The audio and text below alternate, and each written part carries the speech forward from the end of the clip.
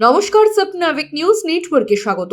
হাওড়ায় পঞ্চায়েত প্রধানকে লক্ষ্য করে গুলি, আহত আরো একজন। ঘটনাকে কেন্দ্র করে চাঞ্চল্য ছড়ালো হাওড়া বালি নিশ্চিন্তায় বুড়ো শিবতলা সংলগ্ন এলাকায়। আক্রান্ত দেবব্রত মণ্ডল সাপুইপাড়া বসুকাটি পঞ্চায়েতের প্রধান। গতকাল রাতে অনুপম রানা নামে এক পরিচিতের সঙ্গে বিয়ে বাড়ির অনুষ্ঠানে যোগ দিতে গিয়েছিলেন তিনি। বাড়ি ফেরার পথে তাদের উপর অতর্কিতে গুলি চালানোর ঘটনা ঘটে। পঞ্চায়েত প্রধানের কোমরে ও হাতে 3টে গুলি লেগেছে বলে খবর এবং সঙ্গী অনুপম রানার পিঠে গুলি লেগেছে। ঘটনাকে কেন্দ্র করে এলাকায় ব্যাপক উত্তেজনা ছড়িয়ে পড়ে। ঘটনাস্থলে এসে পৌঁছায় বিশাল পুলিশ বাহিনী। ঘটনাস্থলে যান হাওড়ার পুলিশ কমিশনার প্রবীণ কুমার ত্রিপাঠী। বর্তমানে হাওড়ার একটি বেসরকারি হাসপাতালে চিকিৎসা চলছে তাদের। কি কারণে এ হামলা তা খতিয়ে দেখছে প্রশাসন। শ্যামল পাল, স্বপ্নাবিক নিউজ, হাওড়া। জয় হিন্দ।